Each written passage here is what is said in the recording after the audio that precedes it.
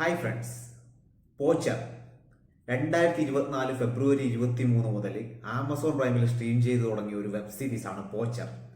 ഈ സീരീസിന്റെ പ്രത്യേകത എന്താണെന്ന് വെച്ചാൽ ആമസോൺ പ്രൈമിന്റെ ആദ്യത്തെ മലയാളം വെബ് സീരീസാണിത്. ഒരു 80-85% ഡയലോഗ്സും മലയാളത്തിൽ തന്നെയാണ്. കുറച്ച് ഡയലോഗ്സ് ഹിന്ദി ഉണ്ട്, കുറച്ച് ഇംഗ്ലീഷ് ഉണ്ട്, വളരെ കുറച്ച് ഡയലോഗ്സ് ബംഗാളിയിലും ഉണ്ട്.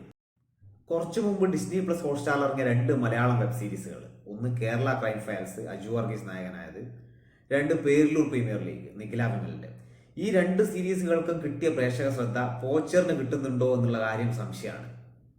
കാരണം ഫേസ്ബുക്കിലൊന്നും അധികം ഇതിന്റെ റിവ്യൂസ് ഒന്നും അങ്ങനെ കാണുന്നില്ല.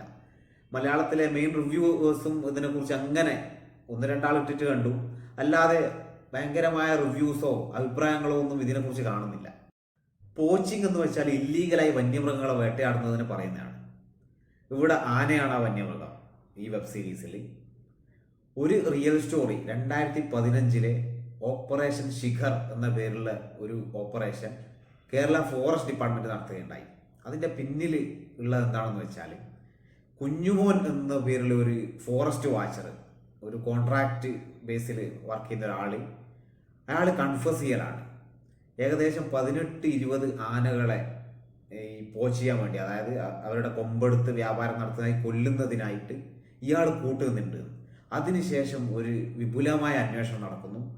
ആ ഒരു സ്റ്റോറി അതാണ് പോച്ചർ എന്നുള്ള വെബ് സീരീസിന്റെ ഇൻസ്പിരേഷൻ.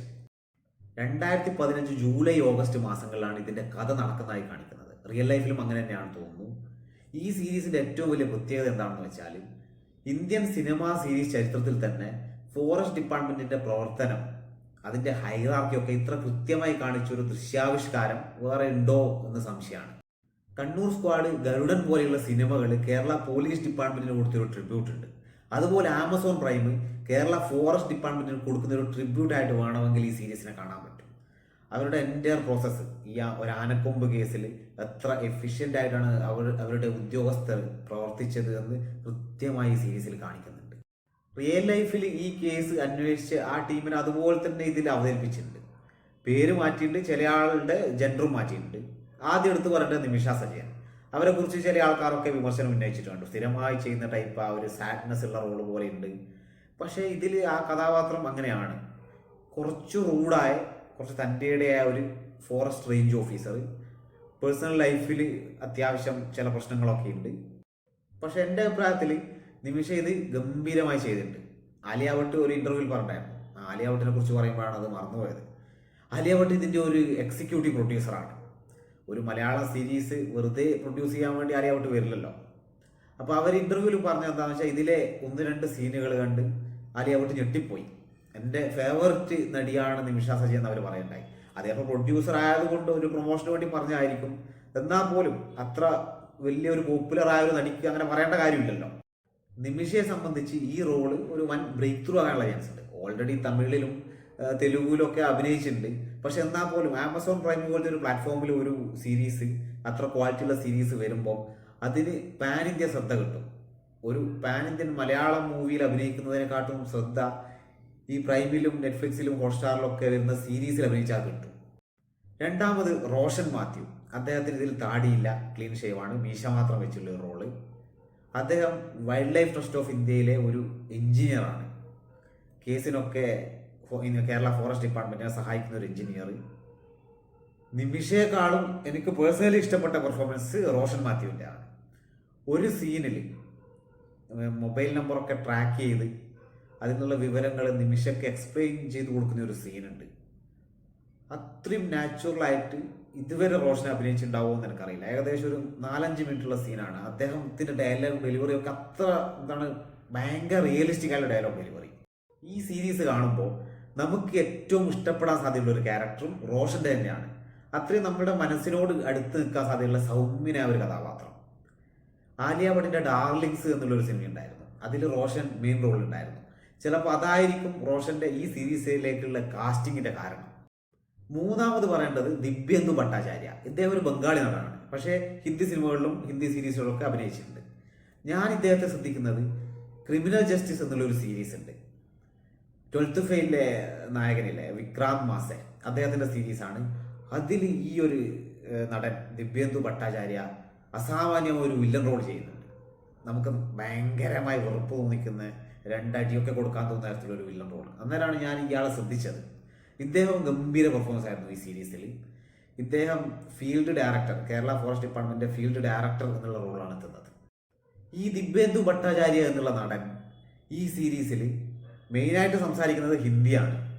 അദ്ദേഹത്തിൻ്റെ ഭാര്യയായിട്ട് സംസാരിക്കുന്ന സീനുകളിൽ ബംഗാളി, ഒഫീഷ്യലായിട്ട് വരുന്ന കുറേ സീനുകളിൽ ഇംഗ്ലീഷ്, റോഷനോടും നിമിഷയോടും ചില സീനുകളിൽ മലയാളം, അങ്ങനെ 4 ഭാഷകൾ അദ്ദേഹം കൈകാര്യം ചെയ്യുന്നുണ്ട്. പിന്നെയുള്ളത് കനി കുസൃതി, 1-2 എപ്പിസോഡുകളിൽ മാത്രമേ വരുന്നുള്ളൂ. തിരുവനന്തപുരം DFO ആണ്, divisional forest officer. Powerful performance ആയിരുന്നു, നല്ല ആറ്റിറ്റ്യൂഡൊക്കെ ഇട്ട്, ഒരു മേക്കപ്പും ഇല്ല. പിന്നെ അങ്കിത് മാധവ് എന്ന പേരുള്ള ഒരു നടൻ, അദ്ദേഹത്തിന് മുമ്പ് സിനിമകളിലൊന്നും ഞാൻ ശ്രദ്ധിച്ചില്ല, ചിലപ്പോൾ കണ്ടിട്ടുണ്ടാവും. അദ്ദേഹം റോഷനെ കൊണ്ട് പറഞ്ഞതുപോലെ തന്നെ നല്ല സൗമ്യനായ ഒരു കഥാപാത്രം, ഒരു ഫോറസ്റ്റ് ഓഫീസറാണ് എടുക്കുന്നത്. പിന്നെ ഈ ഒരു ഫോറസ്റ്റ് ടീം നോർത്ത് ഇന്ത്യയിൽ പോകുമ്പോൾ അവരെ സഹായിക്കാൻ വേണ്ടി ഒരു കോൺസ്റ്റബിൾ ലേഡി വരുന്നുണ്ട്. കനി കുസൃതിയെ കുറിച്ച് പറഞ്ഞതുപോലെ നല്ല ആറ്റിറ്റ്യൂഡൊക്കെ ഉള്ള ഭയങ്കര പവർഫുൾ ആയ ഒരു കഥാപാത്രം. അവർ സ്ക്രീനിൽ വരുമ്പോൾ ഒരു പോസിറ്റീവ് എനർജി ഉണ്ട്. പിന്നെയും കുറേ കഥാപാത്രങ്ങളുണ്ട്. വെബ് സീരീസ് ആണല്ലോ. ഇതിൻ്റെ ദൈർഘ്യത്തിനെ കുറിച്ച് പറയാൻ വിട്ടുപോയി. 8 എപ്പിസോഡുകളാണുള്ളത്. ഓരോ എപ്പിസോഡും ഏകദേശം ഒരു 40 മിനിറ്റ്, ആവറേജ് 40-45 മിനിറ്റ് ഉണ്ടാവും. 8 എപ്പിസോഡ്സ് എന്ന് പറഞ്ഞാൽ ഏകദേശം 5 മണിക്കൂറിന് മേലെയായി. അത്രയും ദൈർഘ്യം ഉണ്ടെങ്കിൽ പോലും ഒരു സ്ഥലത്തും ഇതിൻ്റെ പ്രൊഡക്ഷൻ ക്വാളിറ്റിയിൽ ഒരു വിട്ടുവീഴ്ചയും നടത്തിയില്ല ഇതിൻ്റെ മേക്കേഴ്സ്. പ്രത്യേകിച്ച് VFX, ഇതിന് അങ്ങനെ ഒരു വലിയ ബഡ്ജറ്റ് ഉണ്ടെന്ന് തോന്നുന്നില്ല. അങ്ങനെ ആ ഒരു സാമാന്യം ലോ മീഡിയം ബഡ്ജറ്റ് വെച്ചിട്ട് നല്ല VFX ആണ് കൊടുത്തിട്ടുള്ളത്. ഫോറസ്റ്റ് ബേസ്ഡ് ആയുള്ള ഒരു പ്ലോട്ട് ആയതുകൊണ്ട് തന്നെ ഇതിൽ വരാത്ത മൃഗങ്ങളില്ല.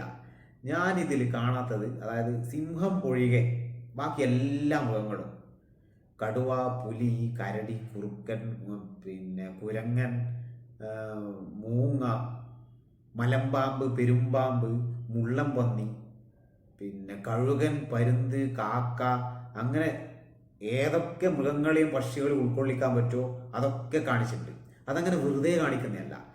ഇവരെ ഒന്നുകിൽ എപ്പിസോഡ് തുടങ്ങുമ്പം അല്ലെങ്കിൽ മിഡിലിൽ, അതായത് നമ്മളൊക്കെ കാണുന്നുണ്ട്, നിങ്ങൾ മനുഷ്യന്മാർ ചെയ്യുന്ന കാര്യങ്ങൾ നമ്മൾ നിരീക്ഷിക്കുന്നുണ്ട്, അങ്ങനെയുള്ള ആ ഒരു എന്താണ് പറയുക, ഒരു ഒബ്സർവറായിട്ടാണ് ഈ മൃഗങ്ങളൊക്കെ വരുന്നത്. ഈ ഒരു സീരീസിൻ്റെ മെയിൻ പ്ലോട്ട് തന്നെ ആനവേട്ടയും ആനക്കൊമ്പ് വ്യാപാരമാണല്ലോ. ഈ ആനകൾ എങ്ങനെയാണ് എക്കോസിസ്റ്റത്തിന് ഉപകാരികളാകുന്നത് കൃത്യമായിട്ട് ഇതിലെ മെയിൻ കഥാപാത്രങ്ങൾ അറിയാത്തവരോട് പറഞ്ഞു കൊടുക്കുന്ന രീതിയിൽ ഇതിൽ കാണിക്കുന്നുണ്ട്.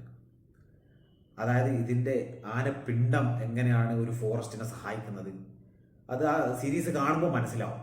വേറൊരു കാര്യം ഞാൻ ഈ സീരീസ് കാണുമ്പോൾ ശ്രദ്ധിച്ചത്, ഓരോ എപ്പിസോഡ് കഴിയുമ്പോഴും ഒരു QR കോഡ് വരും.